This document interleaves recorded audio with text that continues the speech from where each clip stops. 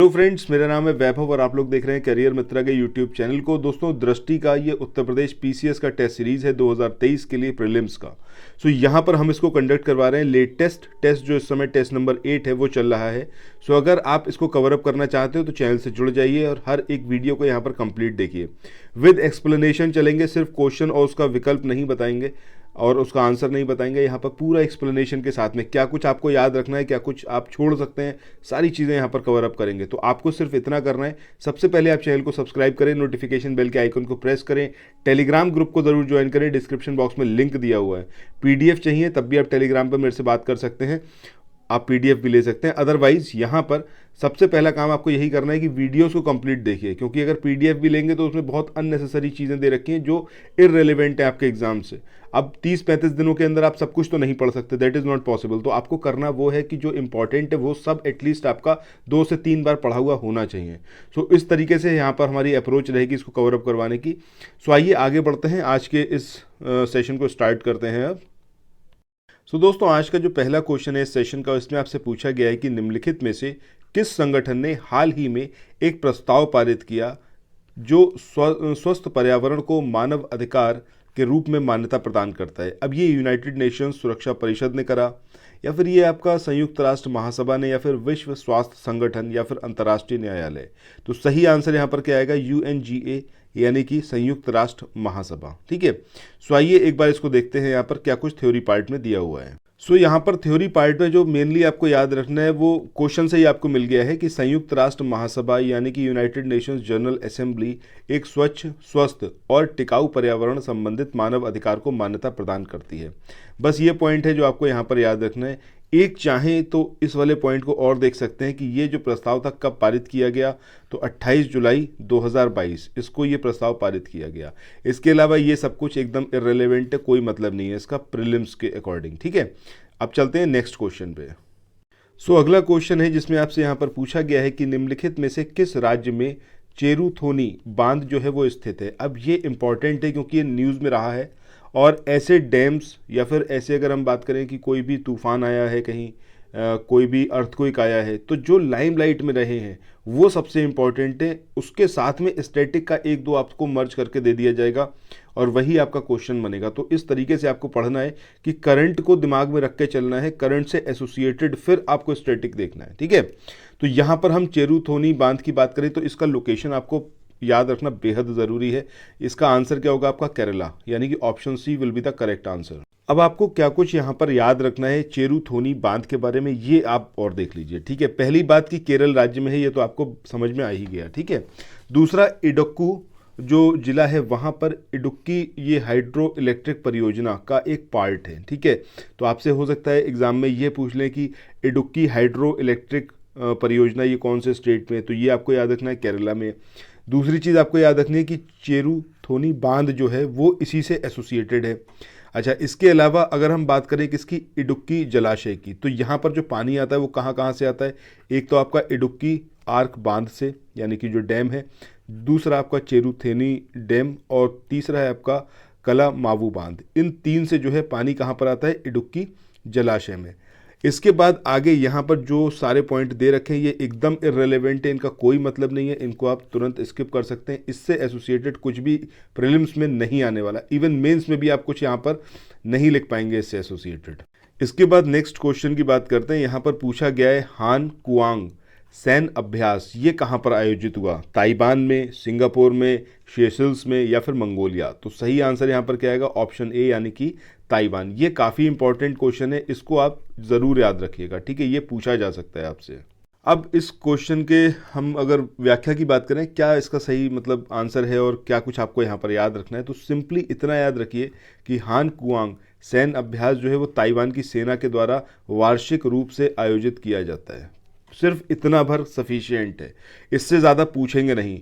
ये मुझे नहीं लगता कभी पूछा जाएगा कि कौन से ईयर से ये आयोजित किया जा रहा है, क्योंकि पहली बात तो इंडिया की एक्सरसाइज नहीं है, इंडिया इसमें इन्वॉल्व नहीं है, टोटली एक दूसरी कंट्री की एक्सरसाइज है। ठीक है। तो उसके बारे में सिर्फ इतना ही पूछा जा सकता है कि ये कौन सी कंट्री की है। ये नियर टू इम्पॉसिबल है कि आपसे ये पूछा जाए कि कौन से साल से ये स्टार्ट की गई और क्यों स्टार्ट करी गई है। ठीक है। फिर भी अगर आपको लगे तो आप यहाँ पर स्क्रीन पे एक बार पॉज करके इसको पढ़ सकते हैं, ठीक है। अब ये कब से कब तक हुआ, ये तो एकदम ही इररिलेवेंट है, ये तो बिल्कुल भी नहीं आ सकता। चलिए अब चलते हैं नेक्स्ट क्वेश्चन पे। इसके बाद दोस्तों नेक्स्ट क्वेश्चन की बात करें, यहाँ पर पूछा गया है कि निम्नलिखित में से किसको प्रतिष्ठित सरस्वती सम्मान पुरस्कार 2021 से सम्मानित किया गया। अब ये कुमार विश्वास हैं, रामदर्श मिश्रा हैं, धर्मवीर भारती हैं, या फिर ये आपके पंडित ओम व्यास हैं, ठीक है। तो सही आंसर यहाँ पर क्या आएगा आपका, ऑप्शन बी यानी कि रामदर्श मिश्र। आइए आगे बढ़ते हैं, इसकी व्याख्या एक बार देख लेते हैं। सरस्वती सम्मान के बारे में आपसे ये पूछा जा सकता है कि कितनी भाषाओं में लिखे गए साहित्यिक कार्यों के लिए दिया जाता है। तो ये है आपकी टोटल 22 भाषाएं जो कि अनुसूची 8 में वर्णित हैं, यानी कि जो हमारा कॉन्स्टिट्यूशन है उसका शेड्यूल्ड 8 जो है उसके अंदर जो 22 लैंग्वेजेस दे रखी हैं, उन लैंग्वेजेस में अगर कोई भी साहित्यिक कार्य करा गया है तो उसके लिए सरस्वती सम्मान दिया जाता है। पिछले 10 सालों से ये दिया जा रहा है और 2021 के लिए रामदर्श मिश्रा को दिया गया। इनका एक जो कविता संग्रह है मैं तो यहाँ हूँ, इसके लिए ये सारे पॉइंट आपको यहाँ पर याद रखने हैं कि 2021 का सरस्वती सम्मान रामदर्श मिश्रा को दिया गया और उनके कविता संग्रह मैं तो यहाँ हूँ इसके लिए दिया गया। बाकी सरस्वती सम्मान के बारे में आपको ये याद रखना है कि पिछले 10 सालों से ये दिया जा रहा है और 22 भाषाएं जो हमारे संविधान की अनुसूची 8 में वर्णित हैं, वहाँ से मतलब उसमें उन 22 भाषाओं में जो भी साहित्यिक कार्य किया गया है उसके लिए ये दिया जाता है। चलिए आगे इसमें देखते हैं। एक इम्पॉर्टेंट पॉइंट और है, वैसे आपसे पूछा नहीं जाएगा बट फिर भी देख सकते हैं यहाँ पर कि सरस्वती सम्मान को भारत के सर्वोच्च साहित्यिक पुरस्कारों में से एक माना जाता है, ठीक है। ये आप पॉइंट और याद रख सकते हैं और 15 लाख रुपए का नकद पुरस्कार राशि जो है वो इसमें दी जाती है। चलिए नेक्स्ट क्वेश्चन पे मूव ऑन करते हैं। दोस्तों यहाँ पर अगले क्वेश्चन की बात करें, यहाँ पर आपको 2 स्टेटमेंट दे रखे हैं पॉल्यूटेंट से रिलेटेड यानी कि प्रदूषकों के संदर्भ में, ठीक है। पहला है ब्लैक कार्बन PM 2.5 का प्रमुख घटक है, ये वाली बात सही है। दूसरा है मेथेन ओजोन के निर्माण में योगदान देता है, दिस इज ऑल्सो करेक्ट। तो यहाँ पर जो हमारा सही आंसर आएगा वो क्या आएगा, ऑप्शन बी यानी कि 1 और 2 दोनों ही यहाँ पर स्टेटमेंट करेक्ट हैं। अब इस क्वेश्चन की थ्योरी अपने आप में बहुत इंपॉर्टेंट है क्योंकि कई सारे क्वेश्चंस यहाँ पर बनते हैं। जैसे कि अगर हम CO2 को छोड़ दें तो CO2 के अलावा कौन कौन से पॉल्यूटेंट हैं जो कि ग्रीन हाउस गैसेस के लिए उत्तरदायी हैं या फिर रिस्पॉन्सिबल हैं। तो इसमें मेथेन है, ब्लैक कार्बन है, हाइड्रोफ्लोरोकार्बन है, ट्रोपोस्फेरिक ओजोन है और नाइट्रस ऑक्साइड है।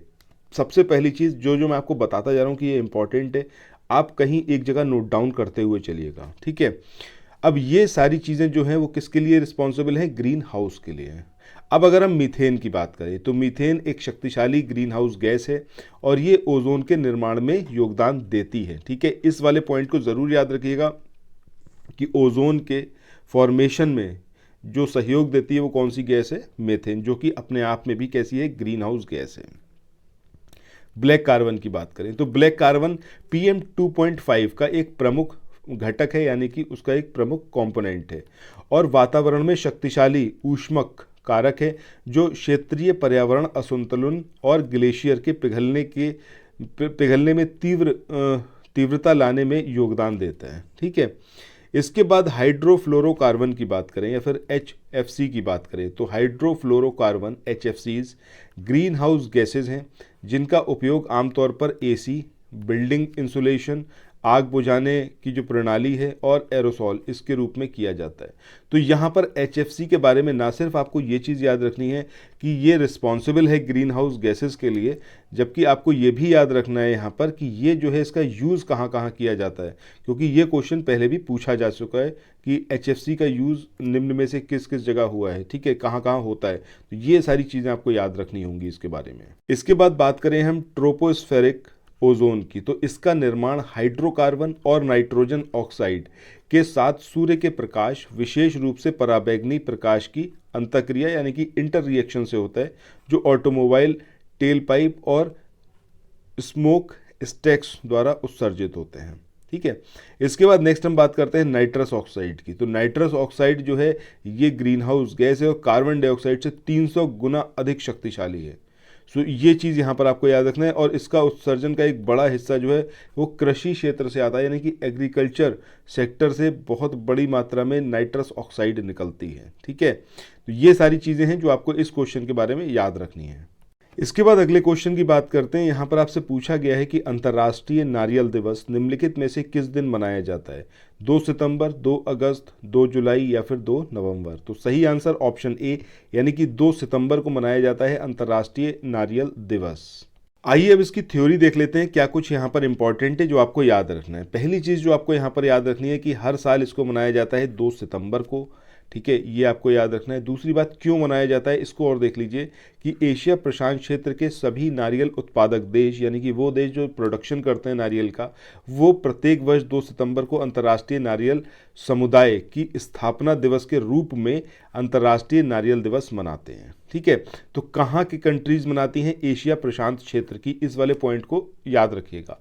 दूसरा, आईसीसी, ये जो हमने बात करी अंतर्राष्ट्रीय नारियल समुदाय यानी कि इंटरनेशनल कोकोनट कम्युनिटी, आईसीसी एक अंतः सरकारी संगठन है। नारियल दिवस मनाने का उद्देश्य जागरूकता बढ़ाना और नारियल के महत्व पर प्रकाश डालना तथा इस फसल की ओर जो है वो राष्ट्रीय और अंतर्राष्ट्रीय ध्यान आकर्षित करना, ये सारी चीज़ें हैं। अब यहाँ पर क्या कुछ और है जो आपको याद रखना है वो और समझ लीजिए कि यहाँ पर आपको इसका थीम याद रखना है कि मुख्य विषय क्या रहा। मुख्य विषय रहा सुखी जीवन और भविष्य के लिए नारियल की खेती।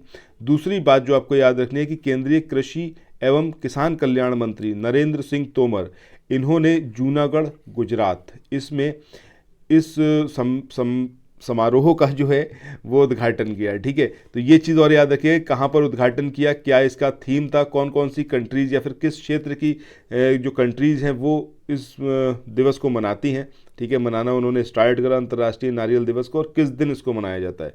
ये सारे पॉइंट हैं जहाँ से क्वेश्चन आपके एग्जामिनेशन में स्टेटमेंट वाइज आ सकता है या फिर सिंगल मतलब जो आपका 4 विकल्प दे रखे होंगे और एक सही होगा, उस तरीके की फॉर्म में क्वेश्चन आपसे पूछा जा सकता है। इसके बाद मूव ऑन करते हैं नेक्स्ट क्वेश्चन पे। सो यहाँ पर अगले क्वेश्चन में आपसे पूछा गया है कि निम्नलिखित में से किस राज्य में महिलाओं द्वारा संचालित, इस पॉइंट को यहाँ पर याद रखिएगा, महिलाओं द्वारा संचालित की बात हो रही है, पहला सहकारी बैंक स्थापित किया गया। अब ये दो लिहाज से क्वेश्चन काफ़ी इंपॉर्टेंट है। वैसे तो ये उत्तर प्रदेश से एसोसिएटेड नहीं है तो it should not be very important, but यहाँ पर इसलिए इंपॉर्टेंट है क्योंकि यहाँ पर ये जो टर्म जुड़ गई है कि महिलाओं द्वारा संचालित या फिर ऑपरेटेड फुल्ली। अब ये कौन से स्टेट में पहला जो आपका सहकारी बैंक है, ठीक है। अगर कोई भी टर्म जो मतलब कोई भी चीज़ ऐसी है जो कि महिलाओं से, विकलांगों से या फिर जनजातीय जो लोग हैं उनसे एसोसिएटेड हो जाती है या फिर ग्रामीण भारत से एसोसिएटेड हो जाती है, तो आप यकीन मानिए एग्जामिनेशन के पॉइंट ऑफ व्यू से वो बहुत ज़्यादा इंपॉर्टेंट है, उसको आप बिल्कुल मिस ना करें। सो यहाँ पर जब आपसे पूछा गया है कि पहला सहकारी बैंक जो स्थापित किया गया है कौन से स्टेट में, जो कि पूरी तरीके से कौन चलाएंगी, महिलाएँ चलाएंगी, तो सही आंसर यहाँ पर आएगा आपका राजस्थान, ठीक है। आइए अब इसकी थ्योरी पार्ट भी देख लेते हैं एक बार। अब जो मैं आपको बता रहा हूँ उन सारी चीज़ों को आप नोट डाउन करिएगा। पहली चीज़ कि तेलंगाना सरकार के स्त्री निधि क्रेडिट कोऑपरेटिव फेडरेशन के साथ में एक एमओयू के बाद जो है वो राजस्थान में सहकारी क्षेत्र में पहली महिला संचालित वित्तीय संस्थान स्थापित किया गया है। तो यहाँ पर कौन से गवर्नमेंट की यहाँ पर एक फेडरेशन है, तो वो है आपकी तेलंगाना गवर्नमेंट, इसके अंदर इन्वॉल्वमेंट है। और वहाँ की एक स्त्री निधि क्रेडिट कोऑपरेटिव फेडरेशन है जिसके साथ एमओयू पर साइन किए गए, जिसके बाद जो है वो राजस्थान में पहली महिला संचालित जो ये सहकारी क्षेत्र की वित्तीय संस्थान है इसको स्थापित किया गया है। अब ये पूरी तरीके से महिलाओं के द्वारा ऑपरेशन कराया जाएगा, मतलब चलाई जाएगी, ऑपरेट की जाएगी, ठीक है। बस यही आपको इसके अंदर याद रखना है, इसके अलावा कोई और यहाँ पर पॉइंट नहीं है जिससे एग्जामिनेशन में कुछ और बने, तो यहाँ पर बाकी सारी चीज़ों को स्किप करते हैं। इसके बाद अगले क्वेश्चन की बात करें। इस क्वेश्चन में आपसे पूछा गया है कि निम्नलिखित में से किस देश में विश्व शांति फोरम 2022 का आयोजन किया गया, जापान, चीन, यूएसए या फिर रशिया? तो सही आंसर क्या आएगा यहाँ पर, ऑप्शन सी यानी कि चाइना। यहाँ पर किया गया विश्व शांति फोरम 2022 का आयोजन। ये इंपॉर्टेंट है, क्यों इंपॉर्टेंट है, क्योंकि यूजुअली जब आप देखेंगे तो आप चाइना को कभी भी इस तरीके से नहीं सोचेंगे कि यहाँ पर कुछ इस तरीके का प्रोग्राम हो रहा हो जो शांति की बात हो रही हो, ठीक है। आप यहाँ पर जो कंसिडर करेंगे या तो यूएस करेंगे या फिर आप जापान करेंगे, रशिया भी नहीं करेंगे। अगर थोड़ा बहुत भी आप लॉजिक लगा के यहाँ पर आंसर निकालने की कोशिश करते हैं, तो अगर आपको नहीं पता है और आप सोच रहे हैं कि आप कुछ ना कुछ यहाँ पर रीजनिंग लगा के आंसर निकाल लें, उस कंडीशन में आप ऑप्शन ए और बी यहाँ पर चूज़ करेंगे, ऑप्शन सी और डी नहीं चूज़ करेंगे, ठीक है, ऐसा मुझे लगता है। अब यहाँ पर जो ये विश्व शांति फोरम है इसका आंसर है ऑप्शन सी। इसलिए ये इस तरीके के क्वेश्चन जहां पर आप ना सोचें लेकिन वो आंसर होगा, तो समझिए कि वो वाले क्वेश्चन इंपॉर्टेंट है, उनको ज़रूर आपको याद रखना है। चलिए थ्योरी पार्ट देखते हैं इसका। अब इस पूरे जो थ्योरी दे रखी है उसके अंदर सिर्फ इतना सी ही बात इसके अंदर इंपॉर्टेंट है कि चाइना में सिंघुआ विश्वविद्यालय बीजिंग द्वारा इसको आयोजित करा गया। इसके अलावा यहाँ पर दूसरी कोई भी चीज़ नहीं है जो आप याद रखें। बहुत ज़्यादा है तो इसका आप ये याद रख सकते हैं कि 10वां संस्करण था, इसका आयोजन करा गया। अब यहाँ पर ये सर्वोत्तम प्रथाओं के आदान प्रदान का मंच है, शांति दूतों के लिए एक बाजार है। ये सारी चीज़ें एकदम इर्रेलेवेंट है। एग्जामिनेशन में यहाँ से कुछ भी नहीं पूछा जाएगा, ना ही ये पूछा जाएगा कि विश्व शांति मंच के एक भाग के रूप में ब्रिक्स सहयोग अवसर और चुनौतियों पर एक पैनल चर्चा आयोजित की गई। ये एकदम इर्रेलेवेंट पॉइंट है। मुझे ये भी समझ में नहीं आ रहा यार दृष्टि वालों ने क्या सोच के इस पेपर को बनाया है। ठीक है, मतलब क्वेश्चंस ठीक रखे हैं बट ये इतनी सारी एक्सप्लेनेशन जो कि इर्रेलेवेंट है, पता नहीं क्यों रखा हुआ है। चलिए यहाँ पर आप सिर्फ जो बताता चल रहा हूँ उतना आप कवर अप करते चलिएगा। ठीक है, चलिए नेक्स्ट क्वेश्चन पे मूव ऑन करते हैं। दोस्तों यहाँ पर हम नेक्स्ट क्वेश्चन की बात करें। इसमें आपसे पूछा गया है राष्ट्रीय एआई पोर्टल एक संयुक्त पहल है, निम्न में से कौन सा उस पहल से संबंधित है। अब ये इलेक्ट्रॉनिक्स एवं सूचना प्रौद्योगिकी मंत्रालय है, राष्ट्रीय ई शासन प्रभाग है, या फिर national association of software and service companies है, या फिर उपर्युक्त सभी। तो सही आंसर यहाँ पर क्या आएगा, ऑल ऑफ द एबव। ये तीनों ही जो हैं वो एसोसिएटेड हैं राष्ट्रीय एआई पोर्टल से। ठीक है, चलिए अब यहाँ पर देखते हैं थ्योरी पार्ट इसका। दोस्तों थ्योरी पार्ट की बात करें तो इसको ये जो इंडिया एआई है, ठीक है, या फिर भारत का राष्ट्रीय एआई पोर्टल, इसको 2020 में लॉन्च किया गया था। इलेक्ट्रॉनिक्स एवं सूचना प्रौद्योगिकी मंत्रालय, राष्ट्रीय ई गवर्नेंस डिवीजन और नासकॉम, इसकी एक संयुक्त पहल है। ये यहाँ पर बेसिक चीज़ है जो आपको याद रखनी है। अब अगर उद्देश्य अगर आपने नहीं भी पढ़ा है और आप एग्जामिनेशन में बैठे हुए हैं तो आप अपने आप इस चीज़ को खुद ही समझ जाएंगे कि भाई ये एक एकीकृत कृत्रिम बुद्धिमत्ता यानी कि जो आपका आर्टिफिशियल इंटेलिजेंस है उसके पूरे इकोसिस्टम के विकास और उसके संवहन पर केंद्रित है। ठीक है, मतलब ये पूरी जो पहल है इसका बेसिक पर्पस क्या है, इंडिया में एक ऐसा एनवायरनमेंट क्रिएट कराया जाए जहां पर आर्टिफिशियल इंटेलिजेंस से रिलेटेड चीज़ों को और डेवलप किया जाए। ठीक है, तो एक इकोसिस्टम यहाँ पर प्रोवाइड करना है। इसके अलावा इसका क्या महत्व है, यहाँ से मुझे बिल्कुल नहीं लगता कोई क्वेश्चन बन सकता है। ठीक है, और अगर बनेगा भी तो आप मतलब इतना तो बेसिक चीज़ है, आप खुद ऑप्शन पढ़ के समझ जाएंगे कि हाँ ये वाला ऑप्शन इसके बारे में हो सकता है कि नहीं हो सकता है। चलिए अब मूव ऑन करते हैं नेक्स्ट और आज के इस वाले सेशन के आखिरी क्वेश्चन पे। दोस्तों आज का जो लास्ट क्वेश्चन है इसमें आपसे पूछा गया है कि हाल ही में ओक आगजनी की घटना सिएरा नेवादा के पर्वतीय क्षेत्र में देखी गई। संयुक्त राज्य अमेरिका के निम्नलिखित में से किस संगठक राज्य में सिएरा नेवादा स्थित है। तो आपको ये लोकेशन पता होनी चाहिए सिएरा नेवादा की कहाँ पर है, तो ये है आपका कैलिफोर्निया। ठीक है, कैलिफोर्निया में ये स्थित है। अब इस वाले क्वेश्चन की बात करें तो यहाँ पर जो इसका एक्सप्लेनेशन दिया हुआ है इसमें क्या कुछ इंपॉर्टेंट है उसको समझ लीजिए। अगर हम वर्षा की अनावृष्टि और उष्ण जलवायु के कारण हाल के वर्षों में बड़े पैमाने पर तीव्र गति से जो है जंगल में आग फैल रही है। अब इसी क्रम में कैलिफोर्निया और अन्य पश्चिमी अमेरिकी क्षेत्रों में भी ये आग फैली और पूरे क्षेत्र को तबाह कर दिया। अब आप खुद सोचिए इस पूरी थ्योरी से कोई भी मतलब है एग्जामिनेशन में कुछ भी यहाँ से बन सकता है, बिल्कुल नहीं बनेगा। अभी टाइम जब बहुत कम है, मात्र 30-35 दिन बचे हुए हैं, तो उस टाइम पर ये सारी चीज़ें पढ़ना या फिर इनके बारे में सोचना मुझे लगता है ये भी आपका टाइम वेस्ट कर रहा है। ठीक है, तो यहाँ पर हमारी कोशिश क्या होनी चाहिए कि हम टू द पॉइंट पढ़ें, जो इंपॉर्टेंट है उसको अपने दिमाग में स्टोर करें, जो इररेलेवेंट है उसको साइडलाइन करते हुए चले, तभी सारे सिलेबस को कवर अप किया जा सकता है। अब इस क्वेश्चन की थ्योरी में जो आपको यहाँ पर याद रखना है वो क्या चीज़ है वो समझिए। सबसे पहली बात तो ये कि चलिए सिएरा नेवादा ये तो आपको समझ में आ गया कि भाई कैलिफोर्निया में है। ठीक है, अब यहाँ पर कैलिफोर्निया में एक पार्क है, इसका नाम क्या है, यासमिथ नेशनल पार्क। ये इंपॉर्टेंट है, बस आपको ये लोकेशन याद रखनी है कि ये कहाँ पर है, कैलिफोर्निया में, यूएसए में, बस इतना याद रखिए। इसके अलावा जैसे यहाँ पर दे रखा है कि 1984 में इसको विश्व धरोहर के रूप में नामित किया गया था, बिल्कुल इररेलेवेंट है। अगर कभी भी विश्व धरोहर आएगी तो अभी तक जो ट्रेंड रहा है वो उत्तर प्रदेश या फिर इंडिया इसी के अंदर रहा है। अब अफ्रीका में या फिर अमेरिका में या फिर आपका यूरोप में कोई ऐसी साइट है वो कौन से ईयर में उसको विश्व धरोहर घोषित किया गया। तो अगर ऐसे क्वेश्चन जिस दिन बनने लगेंगे तो वो सारे क्वेश्चन आपको छोड़ने ही पड़ेंगे, उसका दूसरा कोई मतलब नहीं है। ठीक है, चलिए अब यहाँ पर आज के इस वाले सेशन को एंड करते हैं। आई होप ये वाला पूरा सेशन आपको सही लगा होगा, बहुत इन्फॉर्मेटिव लगा होगा, कैसे पढ़ना है आपको ये समझ में आया होगा और यहाँ से करियर मित्रा का कुछ कंट्रीब्यूशन आप लोगों की स्टडी में हो पाएगा। सो अगर आपको लगता है ऐसा कि ये सीरीज़ अच्छी है और आपको ये आगे कंटिन्यू करना चाहिए, तो सबसे पहला काम करिए कि चैनल को सब्सक्राइब करें, नोटिफिकेशन बेल के आइकन को प्रेस करें, और कोई भी सजेशन हो, कोई भी फीडबैक हो तो कमेंट सेक्शन में बताइएगा। और अगर आप लोग अपने व्हाट्सएप, फेसबुक या फिर सोशल मीडिया प्लेटफॉर्म जहाँ कहीं आप अवेलेबल हैं उसको यूज़ करते हैं, तो वहाँ अगर लिंक को शेयर करेंगे तो that will be very helpful for us. So please वो करिए, ठीक है। तो फिर मिलते हैं नेक्स्ट वीडियो में। Till then thank you so much, have a nice day, bye bye.